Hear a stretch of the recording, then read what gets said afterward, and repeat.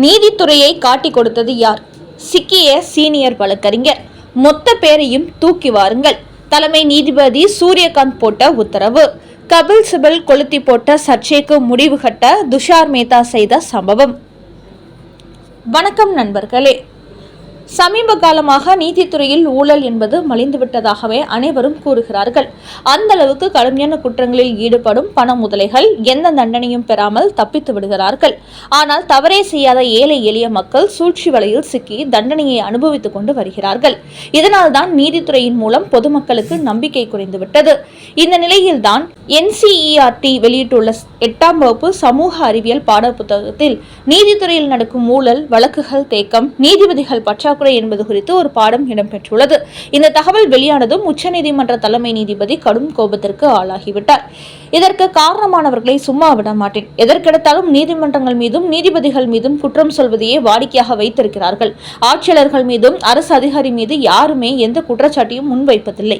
திட்டமிட்டே நீதித்துறை பழிவாங்கப்பட்டு வருகிறது என்று கூறியவர் மத்திய அரசுக்கு நோட்டீஸ் அனுப்பியதோடு இந்த பாட புத்தகத்தை தயாரித்த அதிகாரிகள் பட்டியலில் எங்களுக்கு தெரிவிக்க வேண்டும் என்று அந்த நோட்டீஸில் தெரிவித்திருந்தார்.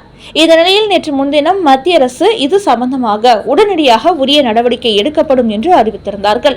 அதோடு நேற்று மத்திய அரசின் வழக்கறிஞர் துஷார் மேத்தா சுப்ரீம் கோர்ட்டில் மீண்டும் ஆஜராகி நீதித்துறையில் நடக்கும் ஊழல் என்ற புத்தகம் குறித்து ஒரு தகவலை வெளியிட்டு பரபரப்பை ஏற்படுத்தியிருக்கிறார்.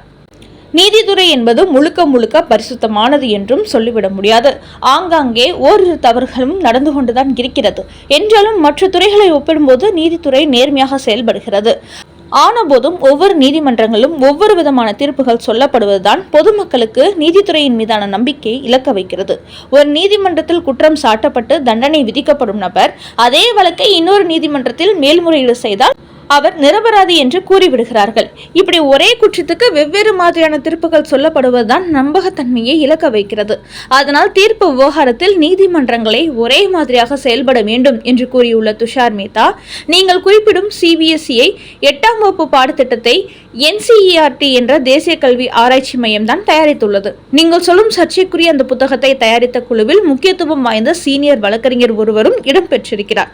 அவர்தான் நீதித்துறையில் நடக்கும் ஊழல்கள் குறித்த விஷயங்களை கொடுத்து இந்த பாடத்திட்டம் உருவாவதற்கு காரணமாக இருந்திருக்கிறார்.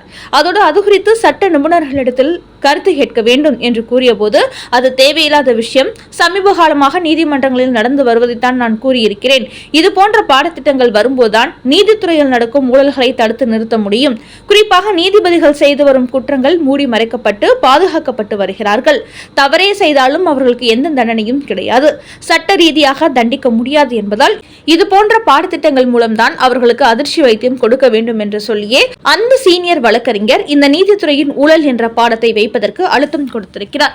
அதனால்தான் இத்தனை பெரிய விஷயத்தை அவர்கள் தைரியமாக வைத்துள்ளார்கள். அது மட்டுமின்றி அவர் சொன்ன இந்த கருத்தை மேலும் பல ஆசிரியர்கள், நிபுணர்கள், பேராசிரியர்கள் ஆகியோர் வரவேற்றுள்ளார்கள். இப்படி அனைவரும் ஒத்துழைப்பு கொடுத்ததனால்தான் ஒட்டுமொத்த நீதித்துறை குறித்து தவறான கருத்தை வெளிப்படுத்தும் வகையில் இந்த பாடத்தை அவர்கள் வைத்துள்ளார்கள். அதனால் இதன் பின்னணியில் ஒரு பெரிய குழுவே செயல்பட்டு உள்ளது. குறிப்பாக ஒரு சீனியர் வழக்கறிஞரே நீதித்துறையில் தான் எதிர்கொண்ட விஷயங்களை தான் அவர் இந்த பாடத்திட்டத்தில் கொண்டு வந்திருக்கிறார். அதனால் சம்பந்தப்பட்ட சீனியர் வழக்கறிஞர் உள்ளிட்ட அனைவரையும் அழைத்து விசாரணை நடத்த வேண்டும். எந்த அடிப்படையில் இப்படி ஒரு பாடத்தை உருவாக்கினீர்கள்? இது நீங்கள் கற்பனையாக புனைந்த கதையா, இல்லை நீதித்துறையில் நீங்கள் கண்ட விஷயங்களா என்பதை அவரிடத்தில் கேட்டறிந்து தெளிவுபடுத்த வேண்டும் என்று சுப்ரீம் கோர்ட் தலைமை நீதிபதி சூரியகாந்திடம் மத்திய அரசின் சீனியர் வழக்கறிஞர் துஷார் மேத்தா கூறியுள்ளார். இதையடுத்து விரைவில் இந்த சர்ச்சைக்குரிய பாடத்திட்டத்தை உருவாக்கிய குழுவினரை அனைத்து விசாரணையும் நடத்துவதற்கு அழைப்பு விடுத்துள்ளாராம் தலைமை நீதிபதி. அதோடு மத்திய அரசிலும் நீதித்துறையை பற்றி இப்படி ஒரு பாடத்திட்டத்தை CBSE 8ஆம் வகுப்பு புத்தகத்தில் வைத்த பாடத்திட்ட குழுவினர் மீது தகுந்த நடவடிக்கை எடுக்கப்படும் என்றும் தெரிவித்திருக்கிறார்கள். அதனால் அடுத்தடுத்து நடைபெறும் விசாரணைக்கு பிறகு இதன் பின்னணியில் என்ன நடந்தது, இந்த பாடத்திட்டம் உருவாக முழு காரணம் யார் என்கின்ற பரபரப்பு தகவல்கள் வெளியாகும் என்பதும் தெரிய வந்துள்ளது. அந்த வகையில் வழக்கறிஞர் கபில் சிபல் கொளுத்தி போட்ட ஒரு சர்ச்சைக்கு தற்போது வழக்கறிஞர் துஷார் மேத்தா ஒரு தெளிவான முடிவெடுக்க வேண்டும் என்று தலைமை நீதிபதியிடம் கோரிக்கை வைத்திருக்கிறார் என்பது குறிப்பிடத்தக்கது. அடுத்த செய்தி, மு.க. ஸ்டாலினின் சென்டிமெண்ட் பேச்சு, ராகுல் காந்தி கொடுத்த அதிர்ச்சி பதில். தற்போது திமுக காங்கிரஸ் கட்சிகளுக்கிடையே கூட்டணி டீலிங் முடிவுக்கு வராமல் இழுபறி நீடித்து வருகிறது. டெல்லி சென்று ராகுல் காந்தியை கனிமொழி சந்தித்து பேசினால் எல்லாம் ஒரு முடிவுக்கு வந்துவிடும் என்று மு.க. ஸ்டாலின் போட்ட கணக்கு தப்பு கணக்காகிவிட்டது. கனிமொழி டெல்லி சென்றபோதுதான் 41 தொகுதி 2 ராஜ்யசபா சீட் ஆட்சி அதிகாரத்தில் பங்கு என்று பெரிய பட்டியலை போட்டு அனுப்பியிருந்தார் ராகுல் காந்தி. அதையடுத்து டெல்லி மேலிட பொறுப்பாளர்கள் அறிவாலயம் வந்து பேச்சுவார்த்தை நடத்திய போது மு.க. ஸ்டாலின் விடாப்பிடியாக இருந்து வருகிறார். குறிப்பாக காங்கிரஸ் சார்பில் 39 தொகுதி கேட்க மு.க. ஸ்டாலின் 25+1 என்பதிலே நின்று கொண்டிருக்கிறார். இதனால் தொடர்ந்து கூட்டணியில் முடிவுக்கு வராமல் இழுத்தடித்து வருகிறது. இந்த நிலையில்தான் தற்போது மீண்டும் கனிமொழியை டெல்லிக்கு அனுப்பியுள்ளார் மு.க. ஸ்டாலின்.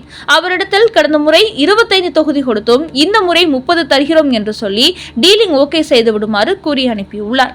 அது மட்டுமின்றி உள்ளாட்சி தேர்தலில் 25% இடங்களை தருவதாக எழுத்துப்பூர்வமாக அக்ரிமெண்ட் போடவும் தாங்கள் தயாராக இருப்பதாகவும் சொல்லப் போகிறார் கனிமொழி. அதனால் இன்று டெல்லியில் ராகுல் காந்தி கனிமொழிக்கிடையே நடக்கும் சந்திப்பு இந்த கூட்டணி இழுபறிக்கு முடிவு கட்டும் என்று எதிர்பார்க்கப்படுகிறது. மேலும் மு.க. ஸ்டாலினை பொறுத்தவரை சென்டிமெண்டாக பேசினால் ராகுல் காந்தி விழுந்து விடுவார் என்று சமீபத்தில் தான் அளித்த ஒரு பேட்டியில், ராகுல் காந்திக்கும் எனக்கும் இடையே அரசியலை கடந்து ஒரு நல்ல நட்பு உள்ளது, என்னை அவர் தனது மூத்த சகோதரர் போலவே பார்க்கிறார், அந்த வகையில் அவர் என்னுடைய குடும்பத்தில் ஒருவர் என்று கூறியிருந்தார் மு.க. ஸ்டாலின். ஆனால் இந்த விவகாரம் ராகுல் காந்தியின் கவனத்திற்கு சென்றபோது மூத்த சகோதரர் குடும்பத்தில் ஒருவர் என்று சொல்கிறார் மு.க. ஸ்டாலின். என் மீது இவ்வளவு உரிமை இருக்கும்போது ஆட்சி அதிகாரத்தில் மட்டும் ஏன் பங்கு தர மறுக்கிறார்? எல்லாம் வெறும் வாய்ப்பேச்சு மட்டும் தானா? ஒரு சகோதரனுக்கு இதை கூட அவர் விட்டுக் கொடுக்க கூடாதா என்று மு.க. ஸ்டாலினை திருப்பி அடித்துள்ளார் ராகுல் காந்தி. அடுத்த செய்தி, அரவிந்த் கெஜ்ரிவாலை விடுவிப்பதா? டெல்லி உயர் நீதிமன்றத்தில் மேல்முறையீடு செய்த சிபிஐ. டெல்லியில் முதலமைச்சராக இருந்த அரவிந்த் கெஜ்ரிவால் தன்னுடைய ஆட்சியில் புதிய மதுபான கொள்கையை கொண்டு வந்தார். இதில் ஏகப்பட்ட முறைகேடு நடந்திருப்பதாக குற்றம் சாட்டப்பட்டு அரவிந்த் கெஜ்ரிவால் மட்டுமின்றி அம்மாநிலத்தில் துணை முதலமைச்சராக இருந்த மணிஷ் சிசோடியாவும் விசாரணை வளையத்துக்குள் கொண்டு வரப்பட்டார்கள். இந்த குற்றச்சாட்டை விசாரித்து வந்த சிபிஐ அவர்கள் 2 பேரையும் கைது செய்தது. பல ஆயிரம் கோடிகள் முறைகேடு நடந்திருப்பதாக குற்றம் சாட்டி அது குறித்த ஆவணங்களையும் வெளியிட்டது. அப்போது அந்த குற்றச்சாட்டை ஏற்று நீதிமன்றங்கள் அவர்கள் மீது நடவடிக்கையும் எடுத்தன. ஆனால் அந்த வழக்கின் இறுதி தீர்ப்பாக அரவிந்த் கெஜ்ரிவால் மணிஷ் சிசோடியாவும் விடுதலை செய்யப்பட்டுள்ளார்கள். இதற்கு சிபிஐ கடுமையான எதிர்ப்பை பதிவு செய்திருக்கிறது. புதிய மதுபான கொள்கையில் நடந்த ஊழல்களை கண்டுபிடித்து சம்பந்தப்பட்டவர்கள் மீது நடவடிக்கை எடுத்தால் எந்த ஆதாரங்களும் நிரூபிக்கப்படவில்லை என்று சிறப்பு நீதிமன்றம் அவர்களை விடுவித்துள்ளது. இதை ஒருபோதும் ஏற்க முடியாது. புதிய மதுபான கொள்கையில் முறைகேடு நடந்திருப்பதற்கான பல ஆதாரங்கள் எங்களிடத்தில் உள்ளது. அதனால் சிறப்பு நீதிமன்றம் அளித்துள்ள இந்த தீர்ப்புக்கு எதிராக டெல்லி உயர் நீதிமன்றத்தில் நாங்கள் வழக்கு தொடருவோம் என்று நேற்று சிபிஐ உடனடியாக மேல்முறையீட்டு மனு தாக்கல் செய்துள்ளது. அதனால் இந்த வழக்கில் அடுத்தடுத்து பல ட்விஸ்டுகள் நடக்கும் என்பது தெரிய வந்துள்ளது. கம்யூனிஸ்ட் கட்சிகளுக்கு அதிர்ச்சி கொடுத்த மு.க. ஸ்டாலின் தற்போது திமுக கூட்டணியில் தேமுதிக இணைந்திருப்பதை அடுத்து ஓபிஎஸும் இணைந்துள்ளார். இதன் காரணமாக கூட்டணி கட்சிகளுக்கு ஏற்கனவே கொடுத்திருந்த தொகுதிகளை குறைக்க தொடங்கியுள்ளார் மு.க. ஸ்டாலின். குறிப்பாக இந்த சட்டமன்ற தேர்தலில் 2 கம்யூனிஸ்ட் கட்சிகளுக்கும் தலா 6 தொகுதி என்று பட்டியல் போட்டிருந்தது திமுக. ஆனால் தேமுதிக திமுக கூட்டணிகள் வந்ததும் கம்யூனிஸ்ட் கட்சிகளுக்கு 6 தொகுதி என்று இருந்ததை 5 தொகுதி ஆக்கினார் மு.க. ஸ்டாலின். இந்நிலையில் தற்போது ஓபிஎஸும் திமுகவில் இணைந்திருப்பதை அடுத்து அவரது ஆதரவாளர்களுக்கும் தொகுதிகளை ஒதுக்க வேண்டும் என்று மேலும் தலா 1 தொகுதி கம்யூனிஸ்ட் கட்சியிடமிருந்து பறித்துள்ளார். இதனால் தற்போது திமுக கூட்டணியில் இடம்பெற்றுள்ள 2 கம்யூனிஸ்ட் கட்சிகளும் 4 தொகுதிகளில் மட்டுமே போட்டியிடும் சூழல் உருவாகியிருக்கிறது. இப்படி கூட்டணி கட்சிகளை காரணம் காட்டி தங்களிடமிருந்து 2 தொகுதிகளை மு.க. ஸ்டாலின் பறித்துவிட்டதால் 2 கம்யூனிஸ்ட் கட்சிகளுமே அவர் மீது பெரிய அளவில் அதிருப்தியில் உள்ளார்கள். அதே சமயம் காங்கிரஸ் கட்சிக்கு 25 தொகுதிகளை மட்டுமே கொடுப்போம் என்று மு.க. ஸ்டாலின் கூறிவரும் நிலையில் 30 தொகுதியில் இருந்து குறைமாட்டம் என்று அவர்கள் பிடிகொடுக்காமல் பேசி வருகிறார்கள். அதனால் ஒருவேளை அவர்களுக்கும் கூடுதல் தொகுதி கொடுக்க வேண்டிய சூழல் ஏற்பட்டால் கூட்டணி கட்சிகளின் தலையில் தான் கை வைக்க திட்டமிட்டிருக்கிறாராம் மு.க. ஸ்டாலின்.